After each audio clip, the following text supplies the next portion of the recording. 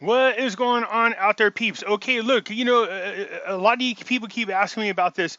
I have a video I call What to Learn from Cyprus or Lessons from Cyprus, how this country was the testing ground for what was known as a bail-in. That's when the government and the banks just take your money. Laws were passed for them to do this. The BIS, which is the Bank of International Settlements, made that legal in a lot of places. Dodd-Frank, which they try to act like is a way to protect people from the bankers, is a fake law. Basically, what Dodd-Frank did is it gave our banks here in America the right to take your money. It's known as a bail-in. And I told you guys this is why I don't keep my money in the bank. And guess what they're talking about doing now? You got it, bail-ins. I told you this was something that they were talking about doing, and that the Cyprus was a testing ground. You're going to hear a guy talk about it in a video. And then I'm going to let you listen to another guy's telling you exactly where gold and silver is going that I think you'd be very interested. So this is important for those of you, here I go again, warning you about keeping your money in the bank. Warning you about this, okay? We're going to get into that. Real quick, the smart people, we're moving into precious metals. This is a good way to, hedge against inflation and stuff like that, but also leverage your account. So if you have all your money into just stock or all your money just sitting in a savings, well, you might want to take about 25, 30% or more and switch it over into physical precious metals. All right? You could do that. If you go into Money Metals Exchange, they have a drop-down menu. I've showed people many times how to do that, and it shows you how to switch some or all of your money over into a physical holding of gold and silver. Having said that, the link for Money Metals Exchange will be in the description. If you buy more than $100 worth of precious metals, you will get a free half ounce. Again, I'm going to show you and caution you about why you should not be holding money in the bank. We have, look, Facebook finally pushed us over into this new crap that they want us to look at. This looks like crap, man. It really does. So I guess there's a way I'll put it to the light mode. But to me, it's not, I don't know, it's not impressive at all. Nothing about this thing is impressive. This new thing, I don't know what they're trying to do here. Anyways, nonetheless, we have Pimpy's Investment Chat. It's the same name as the YouTube channel. The link is in the description. Come on over here because we do talk about gold, silver, cryptocurrencies, as well as other investment opportunities. No politics there. Please bring that over to this group, which is the hidden things in front of your eyes. In here, you can talk about politics, current events, conspiracy, QAnon, NESARA, GESARA. Everything's talked about it in this group. So the links are in the description. Come on over to join. It is free to do so. I do have a Twitter account, as you guys are probably aware of now. So again, the link for my Twitter account will be in the description. Feel free to come and join me over there because I post info in here as well. Now let's get into what I was talking about earlier, and I warned you guys, look at, all of a sudden, look at an 800-point drop on the Dow. Something's definitely going on. This isn't the crash, because look at, everything is dropping. Cryptos are dropping, and I told you why this is happening. Stocks are dropping, cryptos are dropping. Gold and silver are dropping. They should not all be dropping together. This is being manipulated. This is what they do to scare people into selling their safe havens, which is gold, silver, precious metals, and in some cases, cryptocurrencies. So no, I'm not panicking. To me, this is buy on a dip time. How I'm waiting for it to slow down a little bit so I can put in another order. Another order.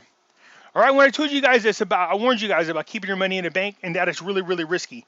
Keeping your money in anything that is invested into or savings into a fiat currency. So your IRA, stock bonds, all that, you should be holding somewhere between 25 and 30% of your savings or your retirements or your IRAs into physical precious metals, gold and silver.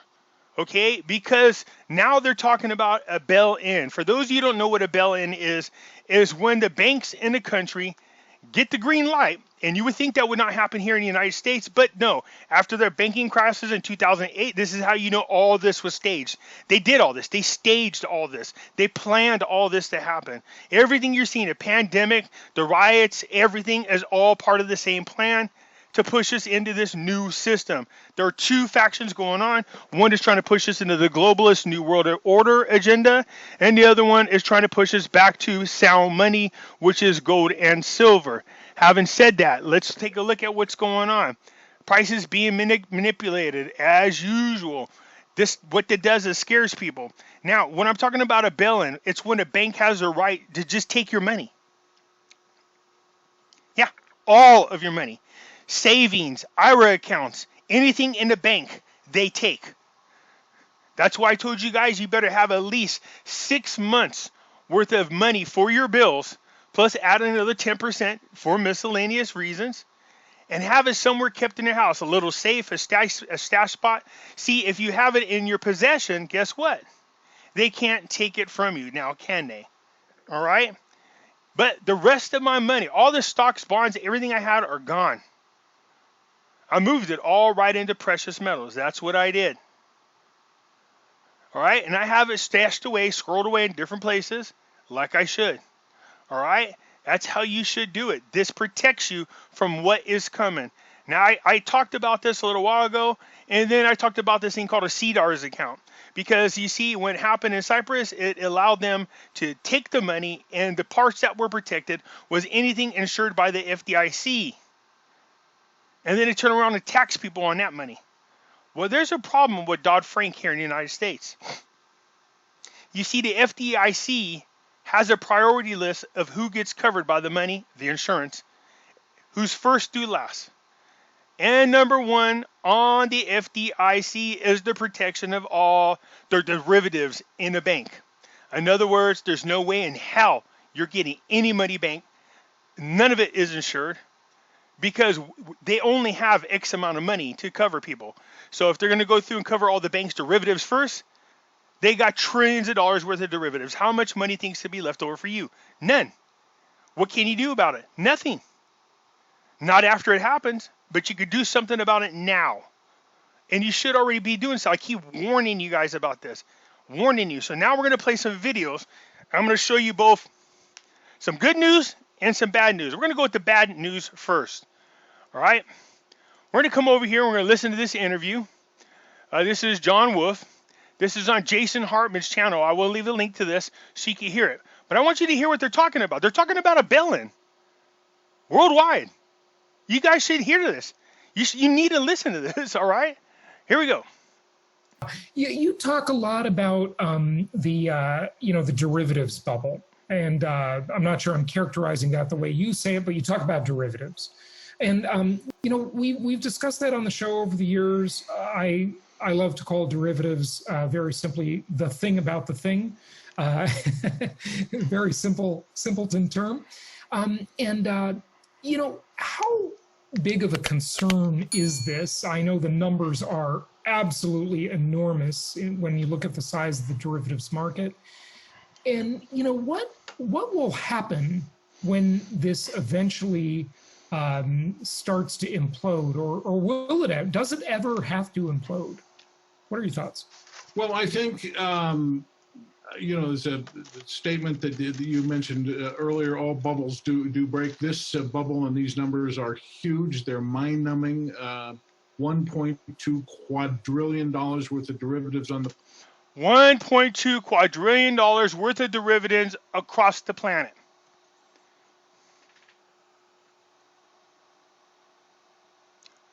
Did you hear that number? It's in the quadrillions.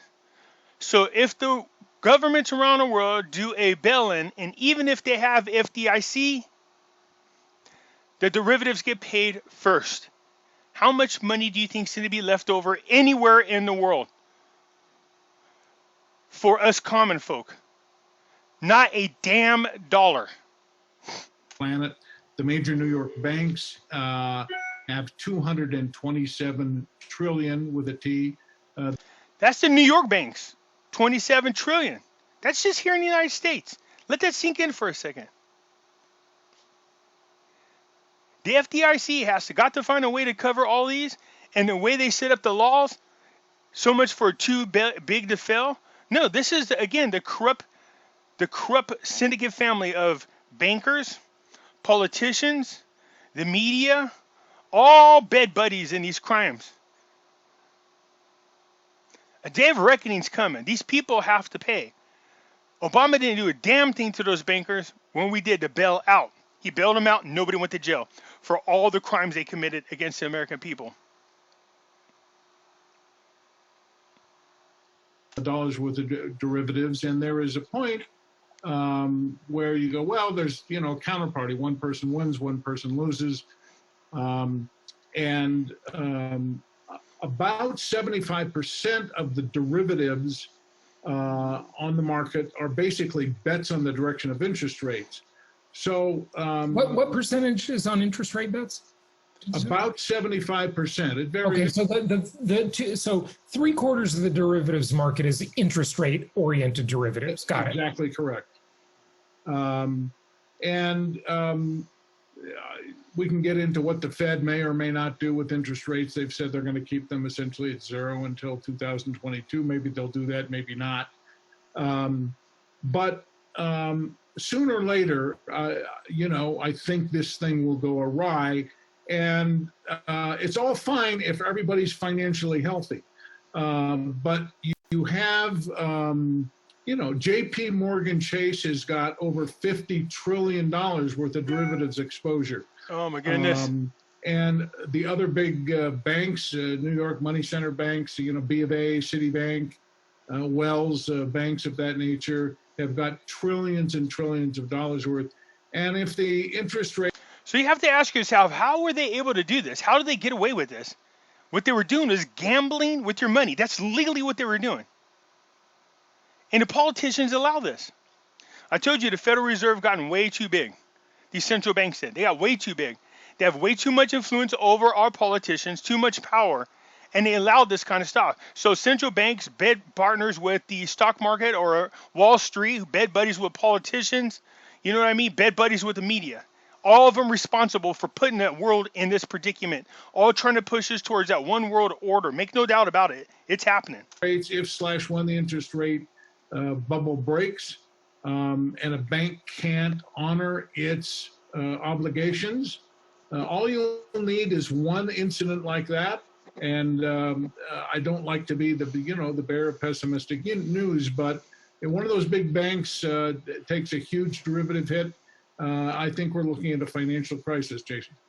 So do you think the powers that be, the central banks and governments around the world would allow that to happen? I mean, it's kind of ridiculous that now I actually kind of can't believe I'm saying this, but I think we can literally hang our hats on the fact that, they're going to rescue us with more QE and fake money printing. And I mean, it's just a new world we live in, I don't think that the public will tolerate any sort of, serious pain, will they?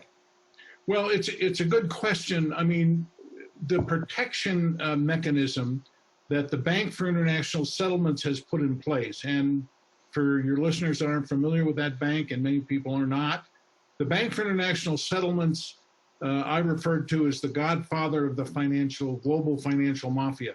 This is the central bankers' central bank. Central bank, yeah, right. It's in Basel, Switzerland. They basically call the shots.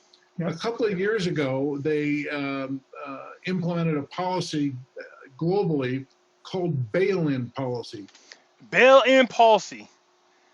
And it happened in Cyprus. And when it happened in Cyprus, I told everybody it was my opinion that it was a test run for what was going to happen around the world. That was my feeling about it. And then when they interviewed people over there, they felt like it was a test run.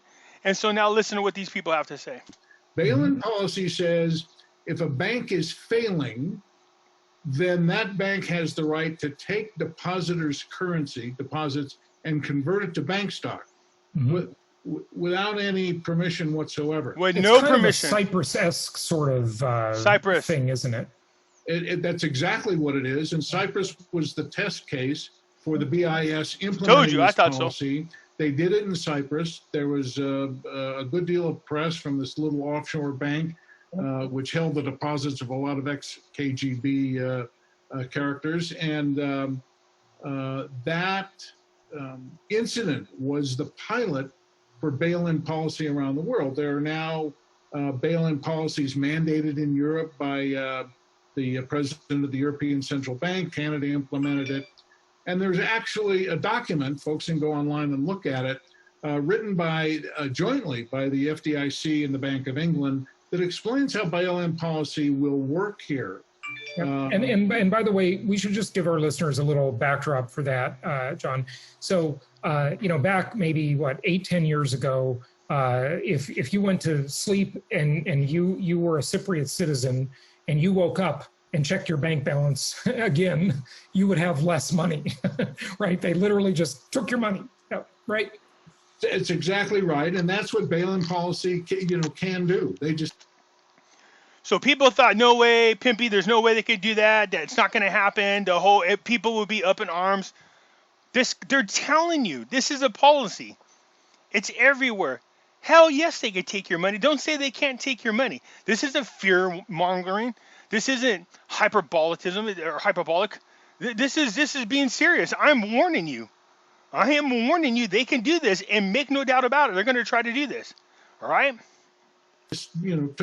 They took a certain percentage of the deposits and converted it to bank stock. Well, who wants a stock in a failing bank? Yeah, maybe somebody, but not the average Joe. Especially when you didn't want to be a shareholder, you didn't agree to become a shareholder.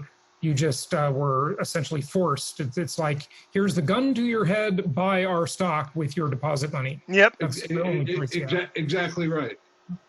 Right. Okay, go ahead.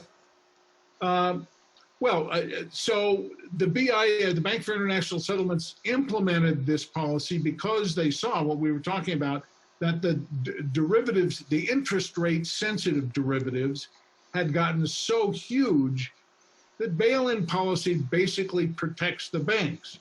So if protects the banks, not the citizens, protects the banks. The Rothschild, Rockefeller, central banks around the world. The derivative bubble breaks in a particular bank, that bank has the right now under BIS policy. And in the U.S., the Dodd-Frank bill legalized that in the United States. They can come in and take a certain percent of your deposits. So see, when everybody was talking about, oh, Trump is removing or repealed the Dodd-Frank, now you know why he did. See, Obama and then put it in there claiming that they did it to protect citizens. This is why you got to be careful what politicians say, especially sneaky Democrats. They always tell you that they're doing something that benefits you. Then you come to find out, no, they're lying. So the Dodd-Frank allowed for a bail-in policy, and I believe, and I'll look it up and then update you on this, but I think Trump reversed that.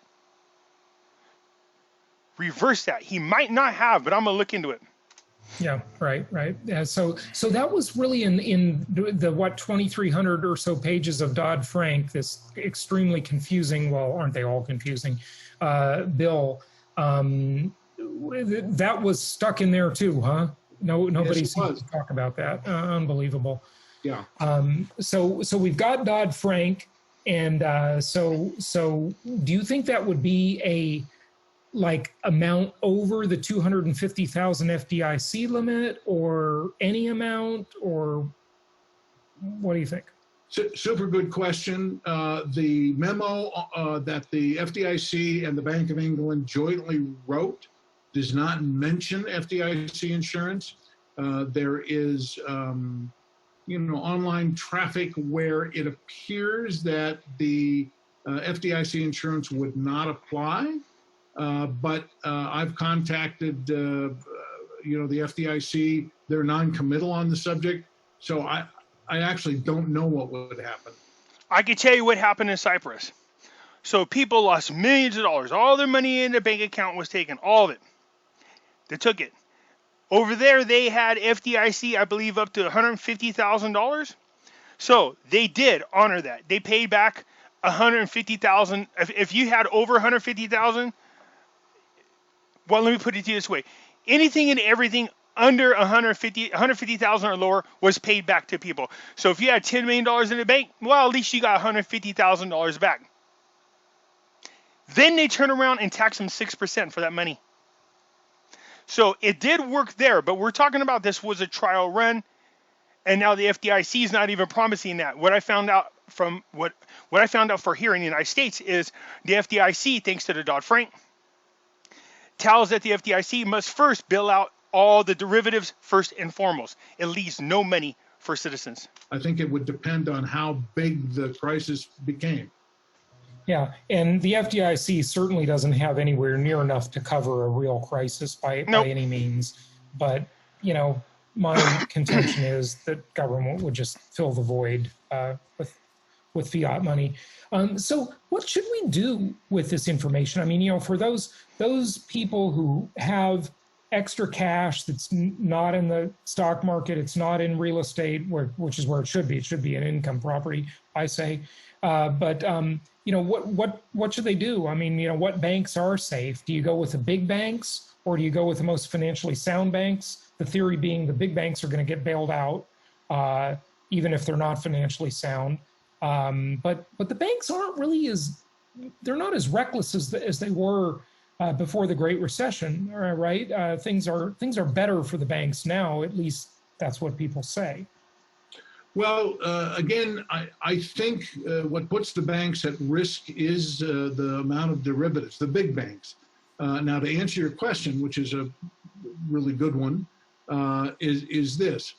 Bail-in policy applies to banks with assets in excess of $50 billion. Okay. So I encourage folks, you know, if you've got money in one of the big money center banks, if that's the household budget money, okay, it's a few bucks, but open your major accounts in a regional bank, a smaller regional bank, a bank with assets under 50 billion, because as it stands now, bail-in policy applies only to banks of 50 billion and larger. Right. Okay, did you hear that? So there's one thing you can do to protect yourself. But again, he's saying there's no guarantee. He says as of now, that's what the policy is. So find your local credit unions, or you're like a Bank of Stockton, or you know what I mean, your smaller banks. Find out how much they have in assets. So what he's trying to say is move all your larger amounts of money into banks that have less than 50 billion in assets. That the bail-ins only apply to all banks that have more than 50 billion in assets. So that's one thing you could do. But hear what he says. Make no doubt about it. This is going to be a worldwide crisis. So I can't imagine that the policy is going to change. It's not going to be just for assets of 50 billion or more, in my opinion. That's because it's going to affect everybody. Therefore, everybody's going to get dinged. So the problem with that is that, you know, the small banks may not be able to withstand a crisis, but at least you won't have the bail-in risk, right? So it's like you're damned if you do, damned if you don't, maybe, huh? At least they're not going to come and take your deposits in the middle of the night without your permission. Right. But they might fail. So that's the thing. So then you have to get into really doing something Americans just aren't used to doing, at least not since before or during the Great Depression, is understanding how sound your bank is. Well, and then keeping track of it, because that is a moving target, right? It's just like very definitely is. That's why I did hundreds of hours of research and wrote a book called The 99 Strongest Banks in America, because after I wrote the bank and kind of pointed this out, I got into a tremendous amount of traffic going, okay, good, well, where do I bank? So I just went through the balance sheets of banks all across the United States and at least made recommendations of about 100 really sound banks with good loan-to-deposit ratios and healthy loan portfolios. And that's a fantastic tool. I just wonder, you know, don't we have to worry about it changing all the time, right? We do. We do indeed. You know, the real estate market changes. I mean, it's surprisingly healthy now, given the current economic situation. Okay, so look, he wrote. I think he said wrote a I don't know if he has it listed. I'm gonna look down here real quick. Okay, so I don't see it. Anyways, I'm sure you can do your own research. So look, there's a way to semi-protect yourself, but I think the policies are going to change. Let's be honest. So I wanted to prove to you that they're talking about a bail-in, that the possibility of a bail-in. And people always ask me, what is a bail-in? It's never going to happen here, Pimpy, not in the United States. Everybody doesn't think it's going to happen to them until it does. This is why I don't keep any money in any of my retirement accounts. No stocks, no bonds, no nothing like that. None. I have cash in my safe, up to 6 months worth of bills plus 10%. Everything else is in precious metals. Okay. Oh, don't get me wrong. I do have some cryptocurrencies as well. All right. So now let's get from the bad news over to the good news. Peter Schiff, I want you to listen to what he's talking about when he talks about gold here. What's coming up? Listen to what he's saying. Right. So we are going to see an unprecedented amount of inflation. And when I talk about inflation, I'm talking about the real definition of inflation, which is the expansion of the money supply. It is money that is being inflated, the supply of money. Prices will react to money supply inflation by rising. Now, sometimes if prices were going to fall because of efficiencies or other things that have put downward pressure on prices, to the extent that prices don't decline because inflation prevents them from declining, that's still inflation, even though you didn't see the rising price.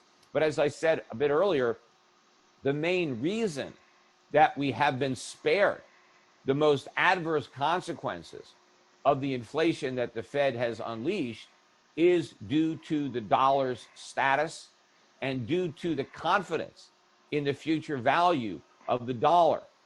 Which probably is going to change. Remember that article and the video I did showing you that Trump has some plans for the U.S. dollar. Something's changing, something's happening, and I believe it's going to happen in October. That confidence is about to be lost. And once people lose confidence in a fiat currency, you can't get it back, because that's the only thing that gives it value is confidence. Confidence in its future purchasing power. Why would people buy U.S. dollar-denominated bonds that don't mature for 10 years or 20 years or 30 years unless they had confidence in what they could buy with that currency at a distant point in the future?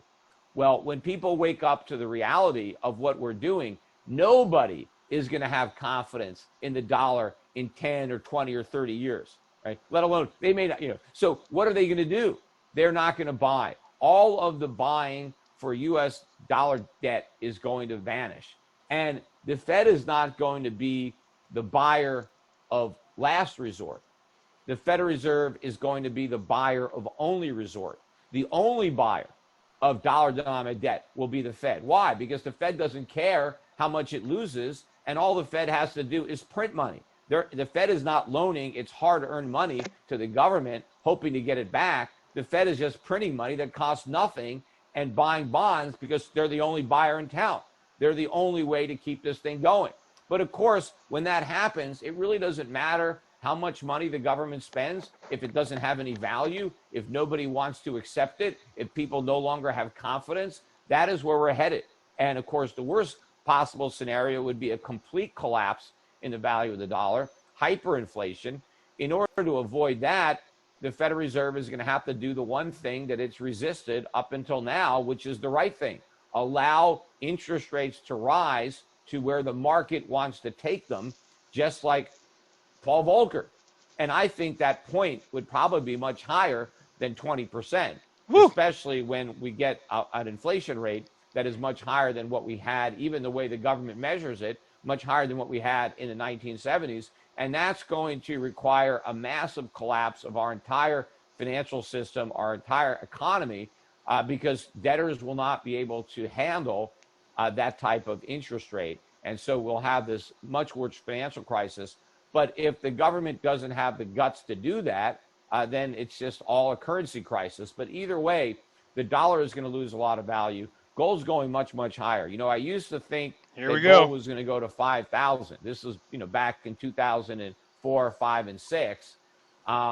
We're going to get to 5,000. We're going to get there later than I thought at that time. But now we're going to go much higher than that. Gold's probably going to 10, 15, 20,000, maybe higher, because of all the additional damage that's been done since then. All the years that we kicked the can down the road we made the problem so much worse. So the crisis that I was worried about back then is going to be much worse based on how many years we succeeded in delaying it. But the delay came at a great cost because we have so much more debt now and we're printing so much more money. The dollar's crash is going to be much more spectacular. So you see, do you hear what he's saying? He thought way back in the early 2000s that gold would reach $5,000. Now he's saying, no, that's impossible. Not going to happen. Most likely 10, 15, 20,000 higher. So when I tell you guys to move into precious metals, I am not just blowing smoke up your ass. I'm telling you for a reason. They're talking about bail-ins. Do you want to trust your money in the bank? Do you really? I don't. It's not my job to tell you guys what to do. All I'm trying to do is bring some information to you so that you make the right move. I trust precious metals way more and in my possession. In my possession. For those of you who have super, super large amounts of money, I get it. Contact Money Metals Exchange, 800-800-1865, and ask them about their security vault. They have, for those of you, because some of you guys, had one person call up and bought $2 million worth of precious metals. Several of you with over hundreds of thousands of dollars moved into precious metals. So they do have a security vault there. All right, so call them and ask them about that for those of you who are concerned about trying to keep a large amount hidden in your house and you're scared about that. Some of you lived in this nice neighborhoods. You got a safe in your house. All good, fine and dandy, okay? Anyways, I wanted to bring you this news because people keep telling me, what is a... Excuse me. Keep saying to me, Pimpy, man, are you sure there's going to be this bail-in? What happens if it don't happen? Well, if it don't happen, good. But either way, you're safe. So if you took your money out and put it into precious metals, good. Congratulations, you're safe. Okay? If the money's still in the bank and they don't do anything, congratulations, you're safe. But the odds are it's going to happen. Now, we got Trump in office, and if the one person that I think could save us, if there's any hope, it's definitely Trump. But again, we got a re-election coming up. We'll see what happens. But for now, I wouldn't roll the dice on my money, and I didn't. Mine are all in precious metals. All right, you guys, that's it. If you like the video, hit the thumbs up button. I would heed warning to what I'm telling you guys. It's for your own good. If anything, at least if you have a retirement account and you don't want to transfer all of it, maybe you'll consider transferring, 25, 30% of your money into precious metals, your IRA accounts. Now I'm going to show you something. I talked about this. For those you don't know, if you go over to Money Metals, again, the link is in the description. If you go over to Money Metals, I'm going to show you something really quick. For those of you who have these really large IRA accounts, it's something to think about. That's all I'm saying. So now, when the website pops up, see again, if you have questions, their number is 800-800-1865. See that? Okay, see where it says IRA programs right there in the little drop-down menu? I don't know what's going up on my computer, but it's moving like the pace of snail. And I don't know why. I have to go see why the hell it's doing this. But obviously, I need to upgrade. I have my computer's been around since the green screens. No, I was kidding. It's not that bad. Anyways, look, you got some good deals going on. By the way, look, I told you guys about this. A good deal. Look, it's hot. Pre-1965 junk silver. Man, they have great deals. That's as close to spot value as you can get. Anyways, if you move the cursor, see over here at the top, see these little drop-down menus? See this one that says Other? See Other? And then you move all the way over here where it says retirement accounts. Click it. For those of you who are wondering about transferring your IRAs, right here, there's a bunch of information. There's a video. There's a bunch of information on what it is you need to do. So if you're thinking about it, at least say go over here and read about it so you can get informed about it before you make a decision one way or another. Again, if you're not sure, look, Money Metals, those people are great people over there, man. They really are. Don't be shy. If you got questions, call 800-800-1865. All right, you guys. So again, if you like the video, hit the thumbs up button. If you're not a subscriber, please do so, because when you do, it helps out the channel, and I surely do appreciate it. And I'll catch you later.